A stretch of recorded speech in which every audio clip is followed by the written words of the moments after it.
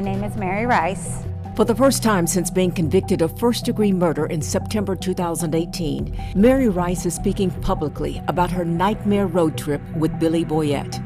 Officials say Boyette killed 4 women across the region in early 2017. Let's walk through a quick timeline to remind you about that crime spree that paralyzed our area. Employees at Emerald Sands Inn in Milton found Alicia Greer and Jacqueline Moore shot dead on January 31st. Mary Rice says it was sometime after that double murder that she was kidnapped, threatened, and forced to go with Boyette around the Northwest Florida and Alabama coasts. February 3rd, Peggy Braz was shot to death in her Baldwin County driveway. And 28-year-old Kayla Crocker was found shot in a home invasion in Beulah on February 6th. The very next day, authorities say Mary Rice surrendered to law enforcement moments before Boyette killed himself inside a Georgia motel room. WEAR's Samantha Servant spent more than 8 months corresponding with Rice and the Department of Corrections to get the interview. Well, tonight in the first of a 3-part series, Samantha walks us through Rice's version of events and why she continues to maintain her innocence. 60 minutes start to finish. That's all the time we got with Mary Rice to talk about a week's worth of events. The only off-limits topic, her active Alabama case. A multi-state search is happening right now. Ms. Rice, are you guilty of murder? We, the jury, find the defendant, Mary Rice, guilty. It was a road trip that terrorized our community. 4 murders across Northwest Florida and South Alabama. Billy Boyette on the run, Mary Rice at his side. One question. Mary Rice, what is the future for her? Was Mary an accomplice or hostage? Tell me a little bit about how you met Billy. And I was part of a prison writing ministry at St. Mary's Episcopal. We would do God letters to people. We would write people uplifting letters, everything. When a friend asked her to write Boyette, who was held in the Santa Rosa County Jail, she said sure. 1 letter later, my brother was in prison. And when I talked to my brother, he was like, stop writing him. Turns out there was bad blood between Rice's brother and Boyette, so she never wrote him again. But that's when she says the damage was already done. The first letter that I wrote him, my address was on there. Boyette was released from jail in September 2016. Months later, this man comes in with a loaded gun, put it in my face, acting all crazy. Rice says Boyette showed up to her trailer well after midnight and demands she get dressed. Gun to her head, she says Boyette threatened her family, alleging someone was watching them and would kill them with 1 phone call. He knew where my kids went to school. He knew what bus they rode. He knew what time that they went to school, that they got out of school. He knew where my mom worked. He knew where she lived. Did he have someone actually there watching, or was that just him using a ruse? I mean, I know what he said. So, and I believed it with the way he treated me and everything happened on my 8-day nightmare. Yes, absolutely. I believed that there was definitely someone on the other end of that phone that he could call. This is Chief Assistant State Attorney Bridget Jensen, the prosecutor with 22 years of experience who tried Rice's case.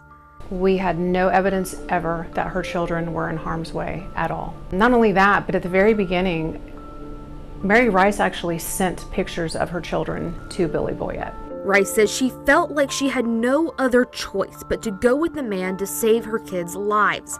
That night, she remembers noticing blood on the side of his head, which she assumed to be his. But it wasn't until after everything was over, Rice says, she found out the truth.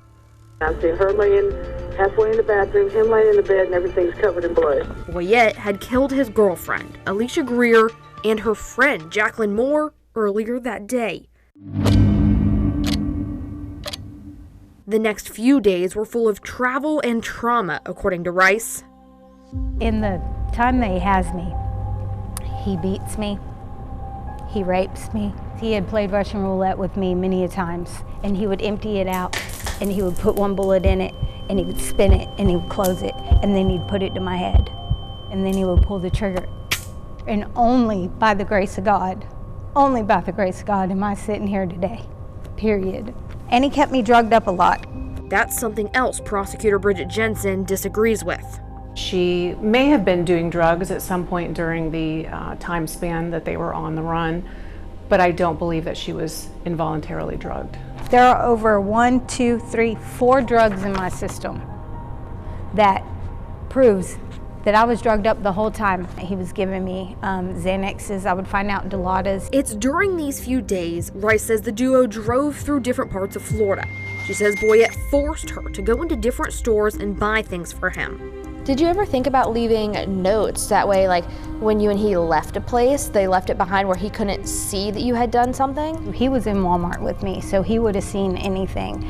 And whenever we went to like GNC, there was big, huge windows. I mean, he could see everything in there. He parked right up front. He had a gun on us the whole time. He would have shot through that glass. He would have killed the person in there along with me, no doubt in my mind. Rice says she did, however, try to tip people off without Boyette's knowing. Talking to these people at GNC, I gave them my full name, my address. And even though we see her on surveillance at some of the places they stopped, it's hard to tell if she's under duress or helping someone she loves. I believe that she was desperate for Billy Boyette's attention. I think she was desperate to be in a relationship with him, and I think she wanted to do anything that she could in order to be with him. This was a man that was big and bad, and I think that she was very much attracted to him. Let me get that straight. His girlfriend was Alicia Greer. It was not Mary Rice. I feel like Mary Rice is living in a world where she has convinced herself that her lies are her truth. February 3rd, 4 days into what Rice calls her kidnapping, a third woman is dead at Boyette's hands. Peggy Braz, shot in her own driveway. This was random to our victim, and that she was shot and killed for her vehicle. Because her case is still active in Baldwin County, Rice couldn't comment at all about what happened in Alabama. In the days leading up to Kayla Crocker's death, he had kept me in this abandoned house. Rice says the sexual abuse and trauma continued. He was having me roll his spice, and it locks up on me because I'm so dehydrated. I haven't ate. I haven't had water or anything else. And it's locking up and I can barely get my hand. He cuts it. He tries to take my fingerprints off. And that's just that's preposterous. Rice says she was able to sleep eventually, something she says Boyette never did. And then whenever a couple of days had passed or whatever, he had brought me out and we had walked down and through a little trail. He waits there until dark and he puts leaves all over me and everything. And he's like, don't say anything, don't say anything. The next morning when he kicks me awake, we end up walking across the street. It was really early morning, like 4:30, 5 o'clock in the morning. Rice remembers walking in front of Kayla Crocker's trailer in Beulah when they heard her car start up.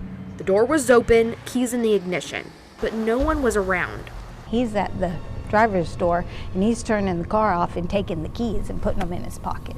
Whenever I came up on the porch, there was a piece of rope there, and he did have me, he had a gun to us both.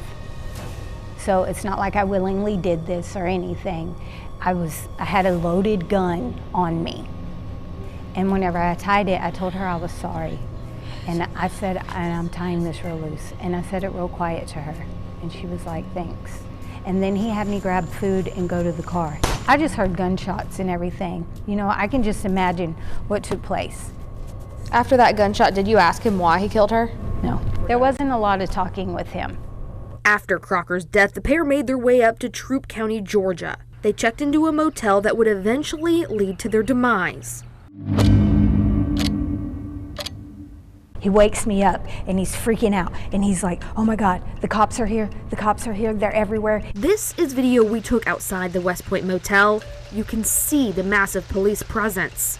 He's like, look out the window. And I'm like, okay. So I get there and I slowly put my hand there and slide the curtain over. And I'm like, yeah, cops are here. There's a whole lot of them. And then I close it. While Boyette hid behind a mattress, Rice says she finally made her escape. So I make it out the door. And whenever I do, I start immediately telling them about my kids, the whole 9 yards. I mean, I'm letting them know, you know, he's threatening my kids, someone's watching my kids. That was the first things out of my mouth, was my children, and he has someone watching my children, you know. And then I never heard the shot. Billy Boyette died by suicide inside that Georgia motel room, leaving Rice to face all the consequences for the crime spree and leaving many without answers. Rice was convicted of murder and accessory after the fact in 2018. She's currently serving a life sentence plus 30 years at Lowell Correctional Institution just outside of Ocala. Every day that I wake up in here is my reminder